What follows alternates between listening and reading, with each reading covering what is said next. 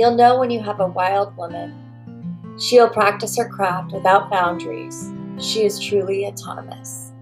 Her loyalty is only to the family she serves, a midwife who will not allow herself to be held back by a system she didn't create. This podcast is for the birth keepers who want to grow and change. We are open to learning through self-reflection and supportive community. We are creating this space to explore without judgment. We are remembering we were Born wild.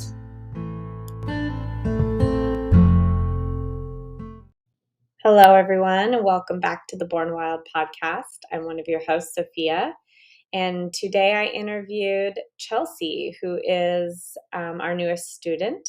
We're really excited to be working with her. Here's her interview. Thank you, Sophia. It's great to be here. How did I become interested in midwifery? So perhaps as with a lot of us, so I was born at home as well as my two siblings. So that was how I grew up. And we grew up in a pretty small town, small everything, small town, small school. My graduating class was 70 people. Wow. It was, but that's all I knew for the first 18 years of my life. So I thought, oh, everyone grows up in a small town. And also home birth is normal. Lots of people are born at home. So I went to college at a town that was significantly larger, which isn't that difficult to do being from a tiny place. Yeah. And I have a question. I already have a question. Oh, great.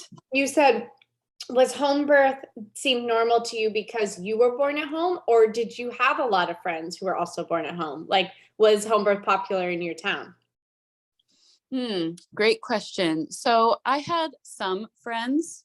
Again, there weren't that many people out there to begin with, but it was never reflected back to me that it was strange. Yeah. And that changed once I went to a larger town and I said, oh, I was, sharing with new college friends that obviously had grown up differently than me. And I said, oh, I was born at home. And they said, oh, what happened? You didn't make it to the hospital. Like it was an accident. And I was so confused. I was like, no, like my mom did it. My parents chose that on purpose. What do you mean? And a lot of the people didn't understand, hadn't heard of it. And I would say 98% of the people assumed that it was an accident. Yeah. So I didn't really get the reflection from the outside world that wasn't a common choice or that wasn't an accessible avenue until I was 18, 19 years old. Yeah. And then when I started receiving those reflections, and then, so I studied biology in college, which I like to say is like the study of life. And I started as pre-med. And then once I investigated a little bit more of what that actually would look like, I stopped because that wasn't how I wanted to be in healthcare with folks, with how the system works here in the United States. I ended up reading Baby Catcher. That was my first book. Yeah. It really, I was maybe 2 chapters in and it hit me. And I didn't realize even at that point how it's not as accessible as some people would like it to be. Some people don't know about it. I mean, even still these days, I share with people, I'm a student midwife, and they're like, do they even have those anymore? Do you ride donkeys to your births? I'm like, it's, which is, that just reflects back to me more how not normalized it is here in this country. Yeah. And how it's not normalized that a midwife would attend your birth, and it's not like that everywhere in the world. And it wasn't like that for me growing up. So I read that book and realized how I thought, oh gosh, more people need to know about this. More people need to have all the information. This is so important for people to have choice, informed choice. And also, I can't think of anything else I'd rather do. I took a midwifery course some years ago, and the midwife that was the teacher said, if you can think of anything else that you want to do as a career or life path besides being a midwife, you should do it. I think we took the same course. Yeah. I remember this conversation. And I, at first, was a little taken aback and almost offended for whatever it shocked me. And also, as it sunk in, I felt like I understood it is really, you have to love this job. And that's most midwives that I speak to, they say, I have the best job in the world. I love my job. Yeah. Like this is, and you really do. It's like love at first sight, or the love of a lifetime, that there really isn't. There's no one else for me that could make the match. And I feel like that with midwifery, because I have done other jobs, and always in the back of my head, it's, well, I'm going to do this until I can make space in my life financially and energetically for midwifery. Yeah. This isn't my end game. Yeah. These are the stepping stones to get there. Yeah. So born at home, baby catcher, realized how far we have to go with compassionate care and women's rights and empowerment of the birthing person. And that is what I would like to dedicate the work hours of my life to. That's beautiful. Yeah. So what has your studying look like, your schooling towards midwifery? So let's see. I interviewed some midwives,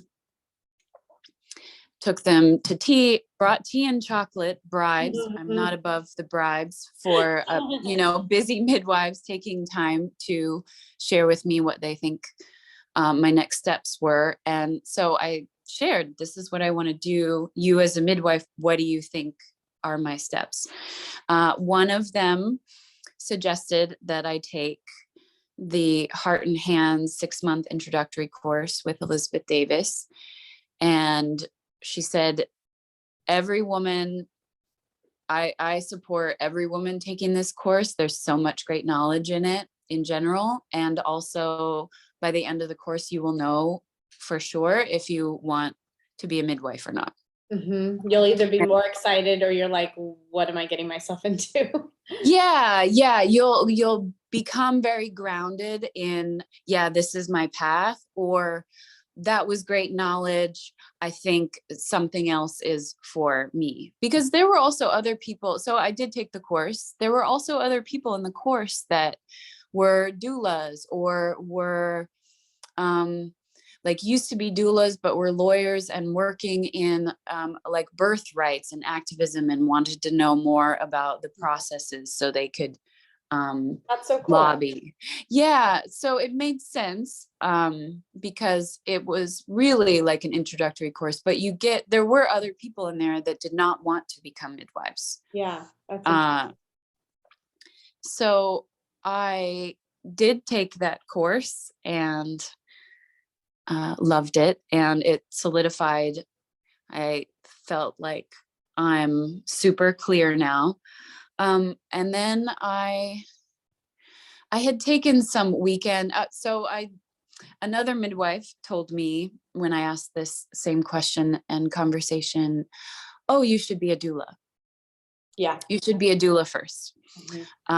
Which it kind of like, I don't want to be a doula. I want to be a midwife. But I had that reflection back from folks so often. And one of the pieces was, a midwife is more likely to take you on as a student if you already have experience being on call. Yeah. Which I think is pretty valid.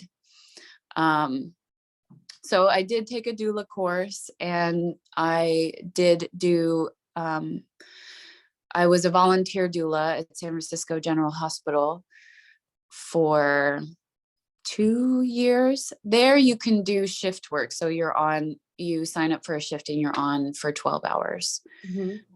And whoever comes in and out during that time. I definitely stayed longer than my 12 hours at a few times, just because of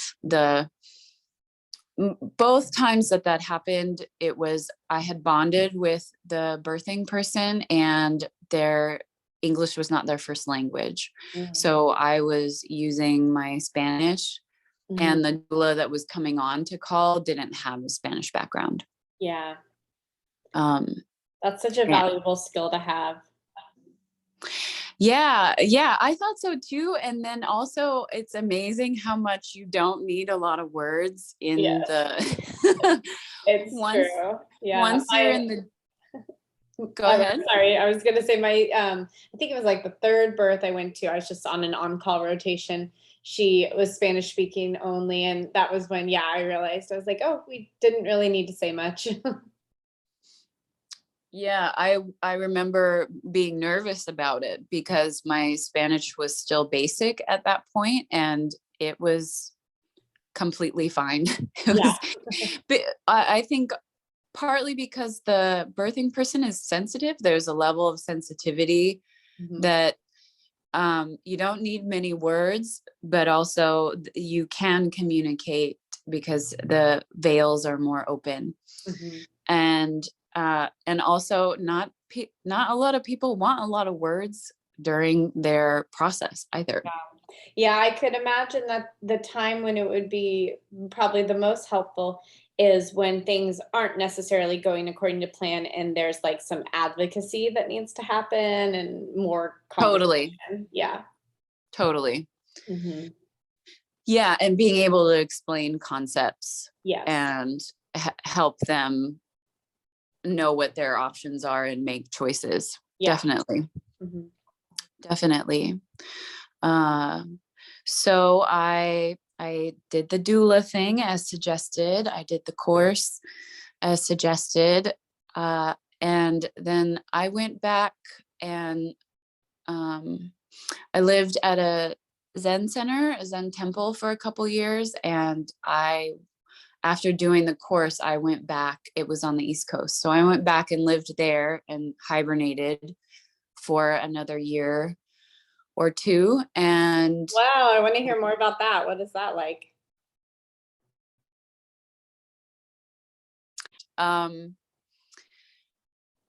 So my journey there, so this particular center, in the summertime, they have raw food detox retreats, not detox from alcohol or drugs, which is an important distinction to make because we definitely had some guests there that came there for that. Oh, really?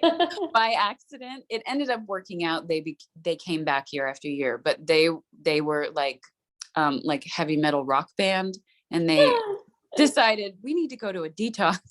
So it's a raw food detox, short term, very focused on detoxing the system and balancing the body back out. Some people go there for an annual upkeep. Some are recovering from cancer treatments and need to boost their immune system. Everything from digestive issues to skin issues to all the reasons that call the people there are very varied. Yeah. So during the summer months, so June, July, August, they have that running. And then the rest of the year, it's just a Zen center, which during that period when I was living there, it was up at 5, and then an hour and a half meditation in the morning, Dharma talks mid-morning, tea, and then working around the Zen center. There's a 60-acre property. So there's gardens and wood chopping and whatever needs to be done to upkeep the running of the center. Mm-hmm. And then 4 times a year, so longer sittings on Sunday. So that's every day, every morning and every evening for an hour and a half to 2 hours, depending on which day. And then a longer sitting on Sunday every week. And then 4 times a year, a week-long training period where it goes from 3 or 4 in the morning until 9 or 10 at night. A cycle of sitting meditation, chanting, walking meditation, breaks for meals, and then back into sitting. Lots of sitting. Lots of sitting on your bum. So so 4 times a year of that. And if we traveled to go visit another Zen temple, there was one year that we did 5.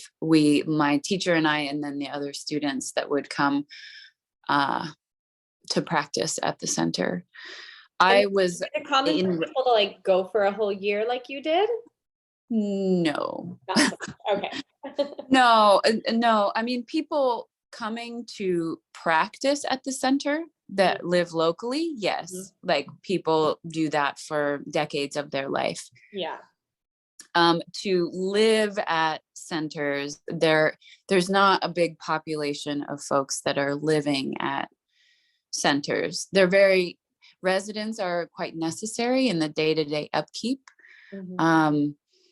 But there's usually less than a handful of people that at any Zen center that I've visited that are full-time residents. Yeah. And is this like almost like a retreat that you would pay for, or is this like a job that they hire you, or like how, or it's just like everything's provided for you, so it's just like a straight wash kind of thing? Like how do you feed yourself, during this time? And yeah, great question.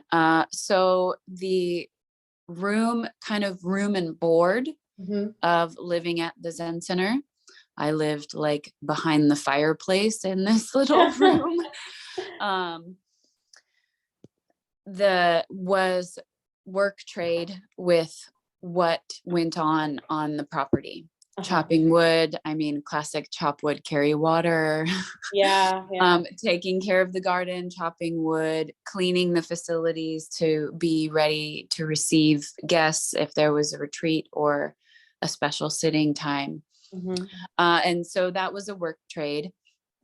And for me personally, I was, prior to becoming a Zen nun, I was and still am a dance teacher. So when my duties at the center were fulfilled, I gave dance classes and would have private clients and worked in the dance community in the town. Okay. For personal income. Mm-hmm. And food to feed my dog. Yeah. Well, what kind of dance did you teach, or do you still teach? Yeah, all kinds. Mm-hmm. So my background originally was in Latin partner dancing, mostly salsa, mm-hmm. Some merengue, cha-cha, and later in more recent years, the people have been wanting bachata, mm-hmm. and branching out into other forms. And then also later in the last 5 to 7 years, I started a ladies dance team, co-directing with some of my other female dancers. Mm-hmm. And that's focused on, we branched out then. We do the can French dance for Bastille Day. Last weekend I taught a country line dance. We do hip hop.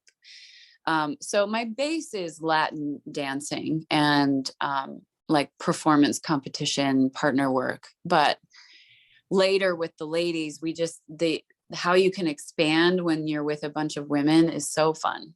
Yeah, I'm going to have to connect you with one of my best friends because this is what she does too.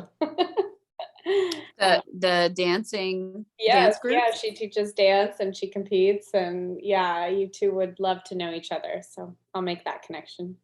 Great. Yeah, great. It is so fun, and you can never know too many dancers. Similar to you can never know too many midwives. Right, back on topic. I feel like. Yes. I feel like. Yeah, there's always something to learn from everyone. Yeah. So, okay, so you were at this Zen retreat for a year, and then where'd you go?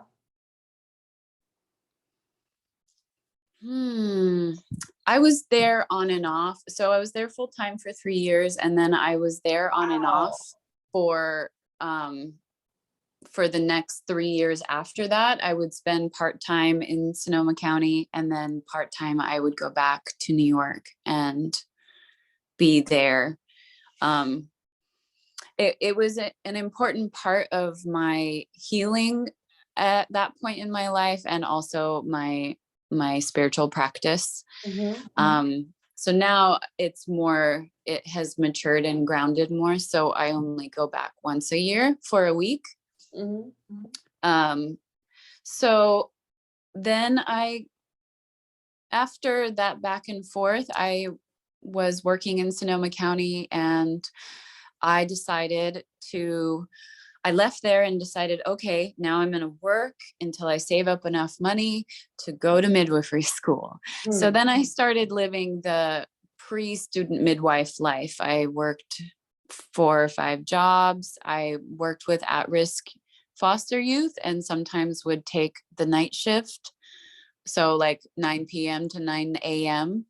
and would use that time to study, and did whatever, all kinds of, not that interesting work to me, but work that made it so that I saved up enough money.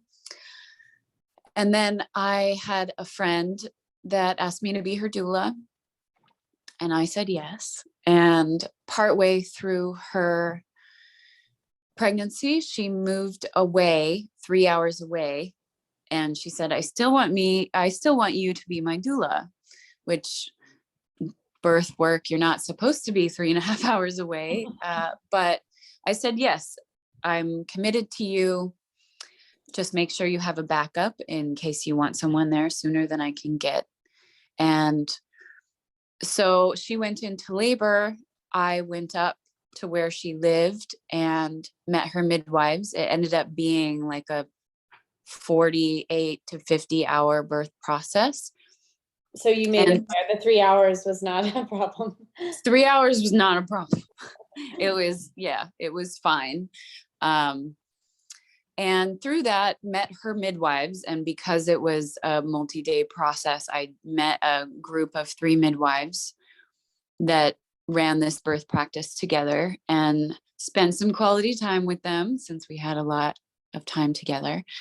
And after that process, I went to them and said, I would like to apprentice with you. What do you think about that?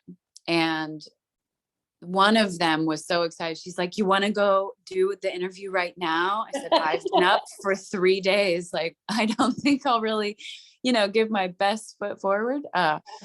So, and I kind of knew when I went with her to that birth center for a prenatal of hers, and I walked out and I thought, am I moving up here? That feels that can't be it. That's far away. I've never been to this town before.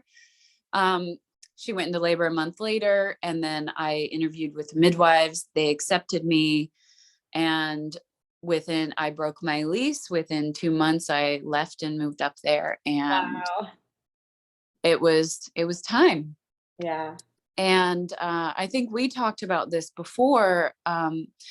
My sweet grandmother had passed away earlier that year as well.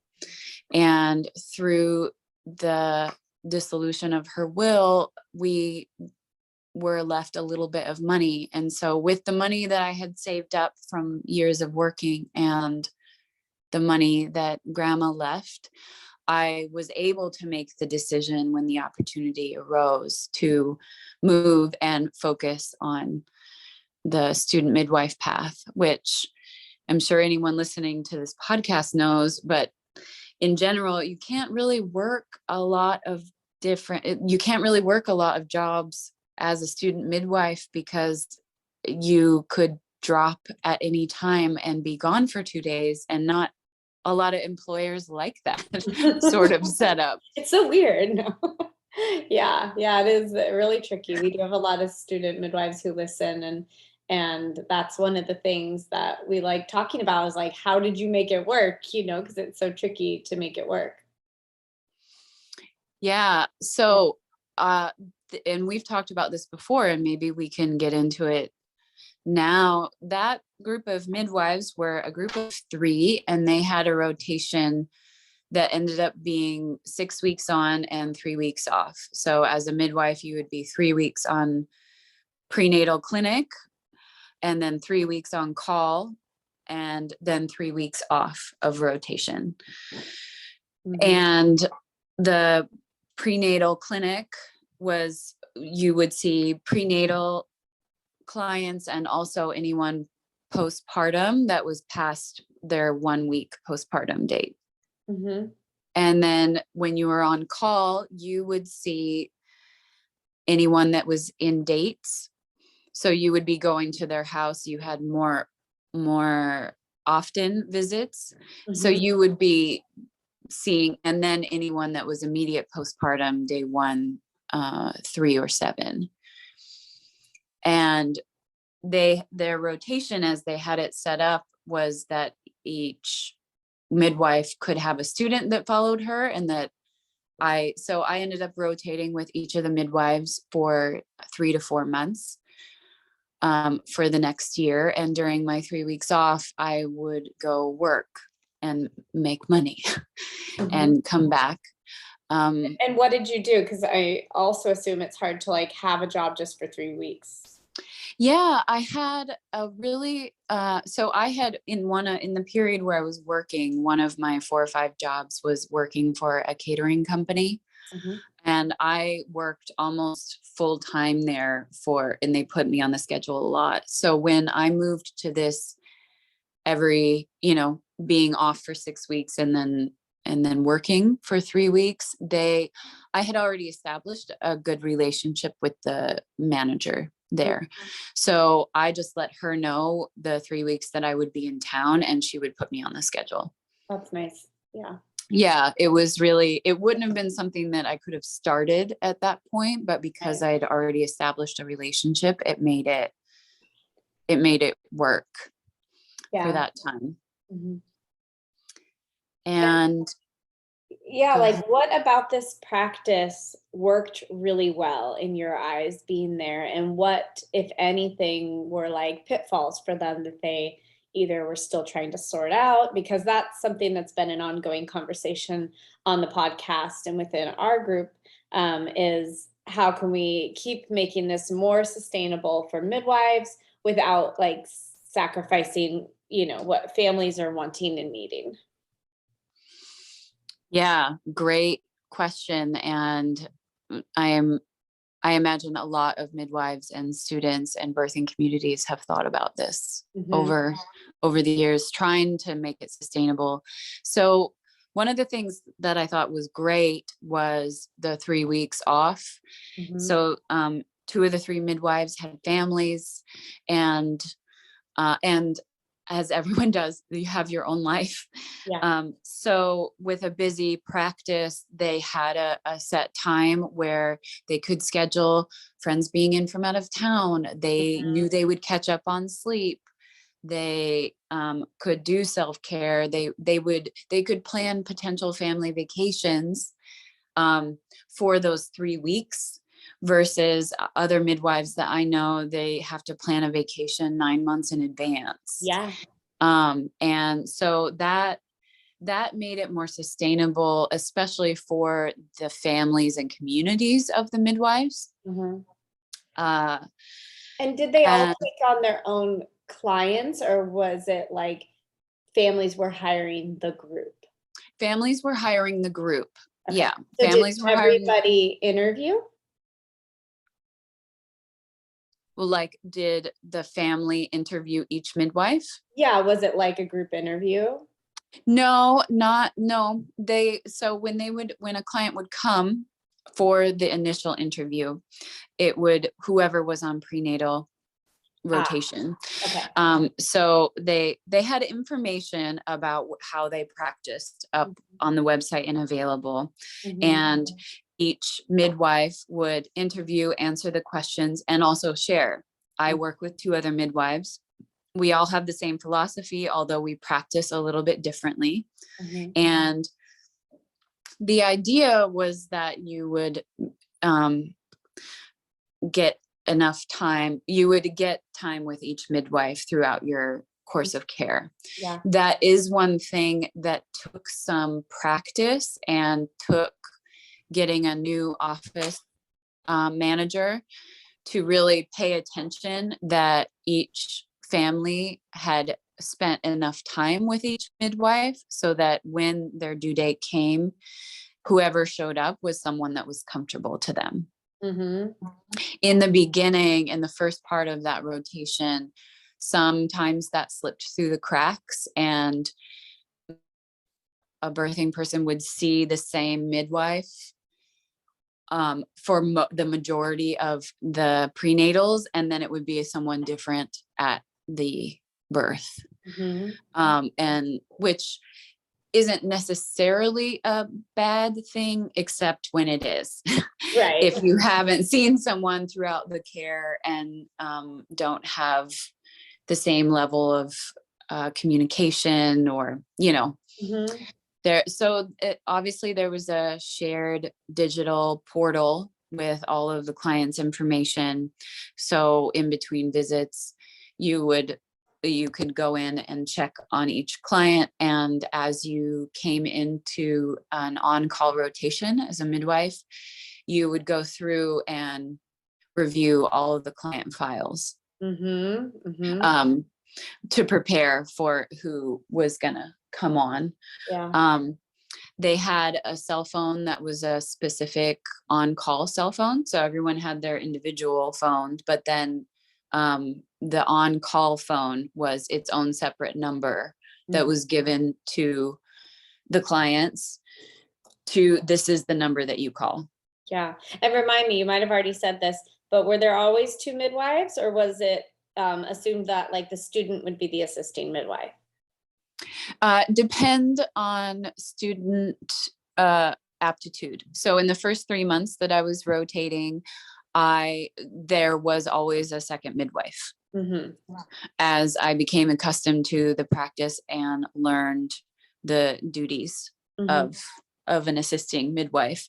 After 3 months, they all felt comfortable with me being the second person there. So there was there would be the primary midwife on call, and then the person that was on prenatal clinic would be the second on call. Also backup midwife if perhaps 2 people went into labor at the same time. But after I was comfortable in the practice, I, as a student, was the second midwife, or the second person there at the birth. Okay, that's awesome. And you were with that practice for how long? I was rotating with them for a year. Okay. And then I ran out of money. So I took the summer off to go make enough money to support my student midwife lifestyle. And then in the summer that I was off, the practice kind of split up. One midwife stepped away from practice. She had another. She wanted to focus on her family and didn't want to be as busy as that practice was, because it was very busy. And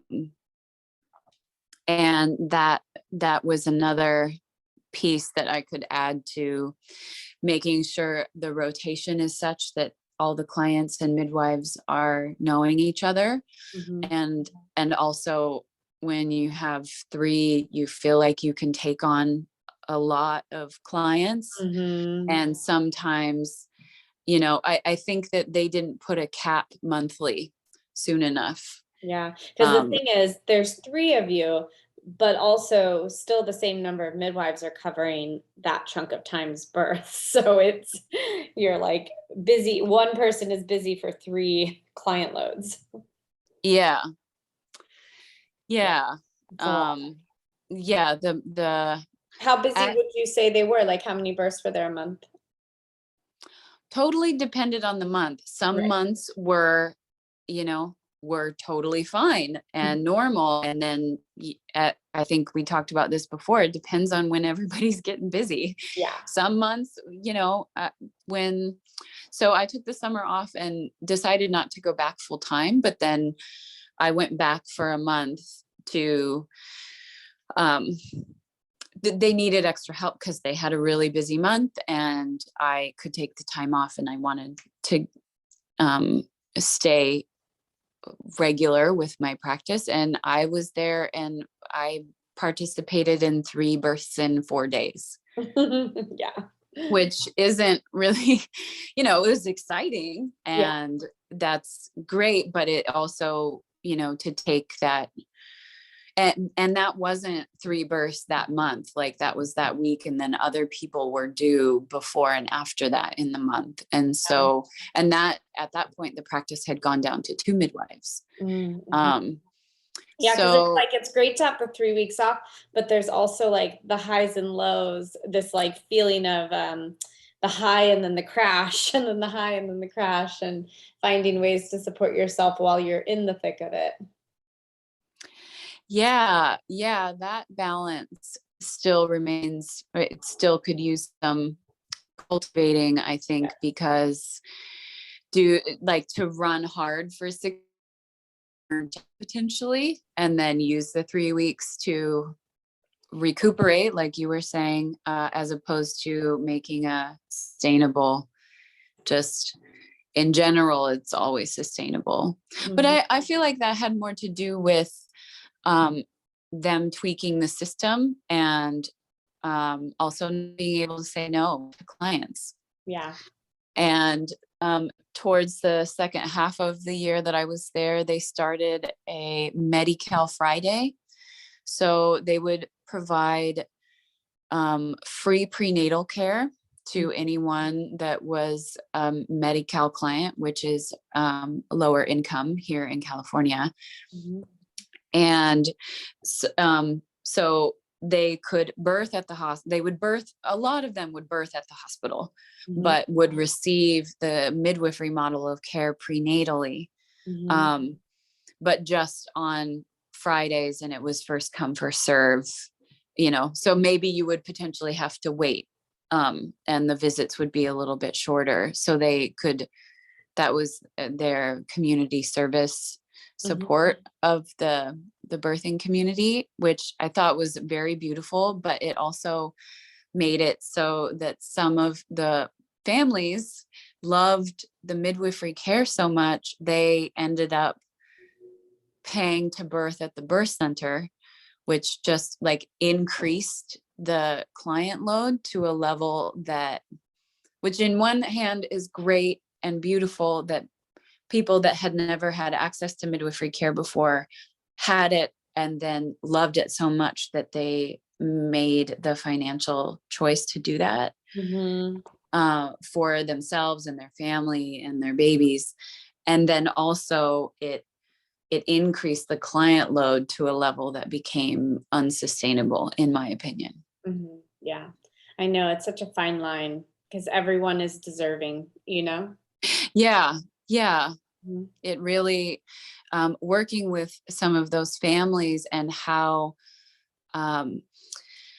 touched they were, and also how almost they were in a strange land of how they were like, you're talking to me, you're the way that you touch me, it like you ask permission to touch me. There's just, you could tell that they had never experienced that in medical, in their medical life. Yeah. Yeah. Which was so sad. Mm-hmm. So during that off time, I met the man who is now my husband. He is from South America. So I did that month of lots of births, and then I left and went down to see him, and then enter pandemic time. So you were stranded? Yeah, I was stranded down in South America. Poor me. There were some countries in South America that were hit very hard, but the place where we were was not. And it's a very beautiful, quiet and slow speed place. So I could have returned to the States, but he couldn't have come with me. So I was down there for that year. And then when we ended up coming back to be here full time, full-time, part-time, I apprenticed with a midwife. So this would be last summer. So I apprenticed again with one of the midwives in Reading that I had developed a very strong connection with, and did that for the time period that we were here. I went back to South America. I came back and met Sophia and was introduced to Sophia Birth and the birth team. And we decided to get into a relationship together. We said we do. Yeah. Yeah. So this is a brand new relationship. We just did our first prenatal. Was that just yesterday, or is that the day before? Oh, wow. I think it was yesterday, but it Okay. feels a lot longer. Yeah. But Yeah. So yeah, we're excited to have you on the podcast more and in interviews and going to births. And yeah, it's going to be a fun journey. You're going to be with us for 6 months before you, well, a little over, before you go back to South America, right? yes. Mm-hmm. Yes, at least 6 months. Mm-hmm. Yeah. Yeah. Should be good. Yeah, I'm excited. I'm excited to learn from you. I'm excited to learn from Clover and from Emma and from the clients that you have. Some of my biggest teachers have been the mamas and the families that I've worked with.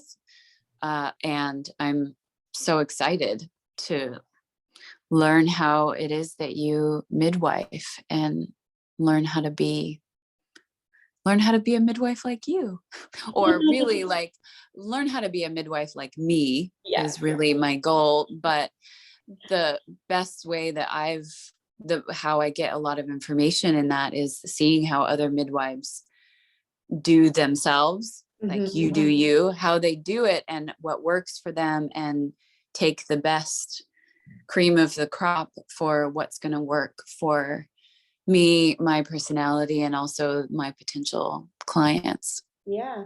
You learn about how you want to do it, how you don't want to do it. And I feel like I learned that at each birth, like what I would have done differently next time and what I loved that we did, Yeah, just I was always building on each other. And if you don't ever have anything demonstrated for you, then it's kind of like that thing we say as doulas, like if you don't know what your options are, then you have no options, So working with someone who has their hand in homeopathy, and just like learning that really hard, and then somebody, who knows their herbals really well, you just pick up things from different midwives, and yeah, there's always something to learn. Yeah. And same with you. I'm looking forward to hearing how things were done at different practices that you worked in, and learning from you as well. And I'm excited for families to start getting to know you.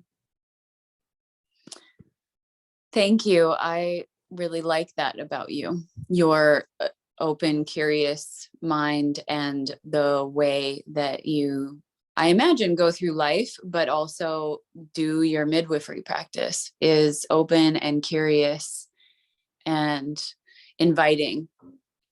Mm-hmm. Yeah. Oh, beautiful. Well, thank you so much for doing an impromptu interview at the last minute. Yeah.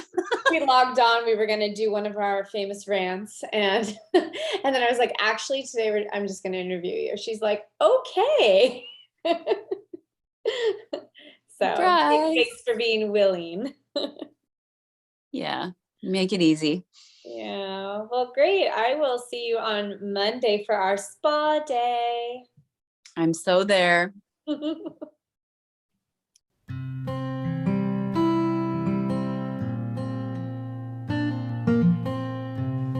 Thanks everybody for listening. You can find us at Born Wild Podcast on Instagram. For inquiries or feedback, you can email us at bornwildpodcast@gmail.com. You can find me, Emma Ray, on Instagram at Emma Ray, REA. Sophia at sophiabirth.com. And me, Leah, at Bay Area Home Birth. We would really appreciate it if you would rate and review us on Apple Podcasts. It helps us reach more people. And as always, Stay wild.